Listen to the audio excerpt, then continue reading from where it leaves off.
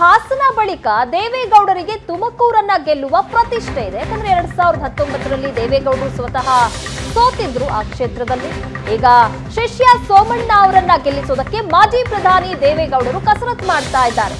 ಸೋಮಣ್ಣನ ಗೆಲುವಿನ ಮೂಲಕ ಸೇಡನ್ನ ತೀರಿಸಿಕೊಳ್ಳುವುದಕ್ಕೆ ರಣತಂತ್ರ ಹೆಣೆದಿದ್ದಾರೆ ಎಚ್ಡಿಡಿ. ಒಂದೇ ವಾರದಲ್ಲಿ 2 ಬಾರಿ ತುಮಕೂರಿನಲ್ಲಿ ಗೌಡರ ಪ್ರಚಾರ ಇರುತ್ತೆ. 2019ರಲ್ಲಿ ಸೋಲಿನ ಸೇಡನ್ನ ತೀರಿಸಿಕೊಳ್ಳುವುದಕ್ಕೆ ಎಚ್ಡಿ ದೇವೇಗೌಡರು ಮುಂದಾಗಿದ್ದಾರೆ. ಇಂದಿನಿಂದ 2 ದಿನಗಳ ಕಾಲ ದೊಡ್ಡಗೌಡರು ಪ್ರಚಾರದಲ್ಲಿ ಭಾಗಿಯಾಗ್ತಾರೆ. ಇಂದು ಗೃಹ ಸಚಿವರ ತವರು ಕ್ಷೇತ್ರ ಕೊರಟಗೆರೆಯಲ್ಲಿ ಪ್ರಚಾರ ಕಾರ್ಯದಲ್ಲಿ ಭಾಗಿಯಾಗ್ತಾರೆ. ತುಮಕೂರು ಗ್ರಾಮಾಂತರ ಕ್ಷೇತ್ರದ ಊರ್ಡಿಗೆರೆಯಲ್ಲೂ ಸಹ ಪ್ರಚಾರವನ್ನ ಮಾಡ್ತಾರೆ. ಸೋಮಣ್ಣ ಪರ ಮತ ಬೇಟೆಯನ್ನ ನಡೆಸಲಿದ್ದಾರೆ ಮಾಜಿ ಪ್ರಧಾನಿ ಎಚ್ಡಿ ದೇವೇಗೌಡರು. ಈ ಬಾರಿ ತುಮಕೂರಿನಲ್ಲೂ ಸಹ ಜಯ ಗಳಿಸಬೇಕು ಅನ್ನುವಂಥ ನಿಟ್ಟಿನಲ್ಲಿ ಎಚ್ಡಿ ದೇವೇಗೌಡರು ಕಣಕ್ಕಿಳಿತಾ ಇದ್ದಾರೆ. 2 ದಿನಗಳ ಕಾಲ ಭರ್ಜರಿ ಮತಬೇಟೆಯನ್ನ ನಡೆಸಲಿದ್ದಾರೆ. ಈ ಬಗ್ಗೆ ಡೀಟೇಲ್ಸ್ ನೀಡ್ತಾರೆ ನಮ್ಮ ಪ್ರತಿನಿಧಿ ಮಾಂತೇಶ್ ಈಗ ಸಂಪರ್ಕದಲ್ಲಿದ್ದಾರೆ. ಮಾಂತೇಶ್, ತುಮಕೂರು ಕ್ಷೇತ್ರವನ್ನ ಗೆಲ್ಲಬೇಕು ಅಂತ ಮೈತ್ರಿ ನಾಯಕರು ಬಹಳ ಪ್ರಯತ್ನ ನಡೆಸ್ತಾ ಇದ್ದಾರೆ. ಅದರಲ್ಲೂ ಪ್ರಮುಖವಾಗಿ ಶಿಷ್ಯನನ್ನ ಗೆಲ್ಲಿಸೋದಕ್ಕೆ ದೇವೇಗೌಡರ ಪ್ರಯತ್ನ ಯಾವ ಮಟ್ಟದಲ್ಲಿ ಕಂಡು ಬರ್ತಾ ಇದೆ? ಕ್ಷೇತ್ರ ಹೇಗ್ ಕಾಣಿಸ್ತಾ ಇದೆ ಈಗ ಅಂತ? ಪ್ರತಿಮಾ, ಏನು ದೇವೇಗೌಡರ ಓಡಾಟವನ್ನ ಅವರ ಒಂದು ತುಮಕೂರಿಗೆ ಬಂದು ಹೋಗ್ತಿರೋದನ್ನೆಲ್ಲವನ್ನು ನೋಡಿದ್ರೆ ದೇವೇಗೌಡರು ಹಾಸನದಂತೆ ತುಮಕೂರನ್ನು ಕೂಡ ಸಾಕಷ್ಟು ಪ್ರತಿಷ್ಠೆಯಾಗಿ ತೆಗೆದುಕೊಂಡಿದ್ರೆ. ಇದಕ್ಕೆ ಕಾರಣನೂ ಕೂಡ ಇದೆ. ಯಾಕೆಂದ್ರೆ 2019ರ ಚುನಾವಣೆಯಲ್ಲಿ ದೇವೇಗೌಡರನ್ನ ಸೋಲಿಸಿದಂತ ಕ್ಷೇತ್ರ ತುಮಕೂರು ಲೋಕಸಭಾ ಕ್ಷೇತ್ರ.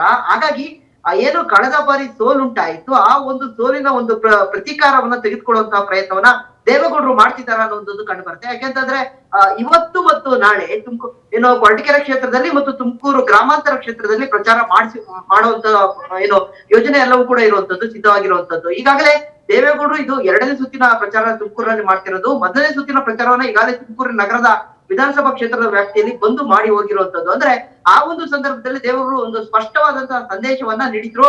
ಏನು 2019ರ ಚುನಾವಣೆಯಲ್ಲಿ ನನ್ನನ್ನ ಬಲವಂತವಾಗಿ ತುಮಕೂರಿಗೆ ಕರ್ಕೊಂಡು ಬಂದು ನನ್ನನ್ನ ಇಲ್ಲಿ ಸೋಲಿಸಲಾಯಿತು. ಆ ಮುಖಾಂತರವಾಗಿ ಕಾಂಗ್ರೆಸ್ನ ನಾಯಕರು ನನ್ನನ್ನ ಷಡ್ಯಂತ್ರಕ್ಕೆ ಗುರಿ ಮಾಡಿದ್ರು.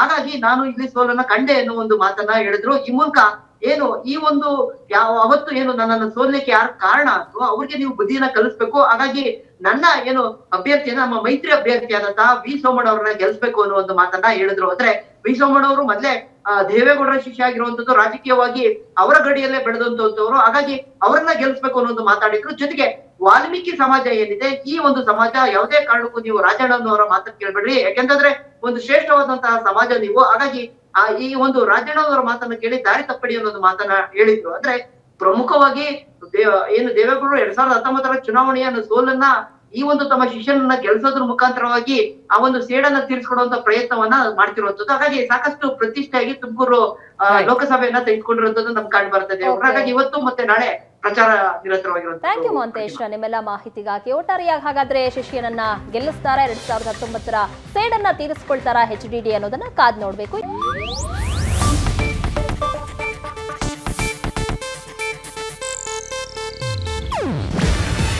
ಇದು ಏಷ್ಯಾನೆಟ್ ನ್ಯೂಸ್ ನೆಟ್ವರ್ಕ್ ಪ್ರಸ್ತುತಿ. ನೀವು ನೋಡ್ತಿದ್ದೀರಾ ಏಷ್ಯಾನೆಟ್ ಸುವರ್ಣ ನ್ಯೂಸ್.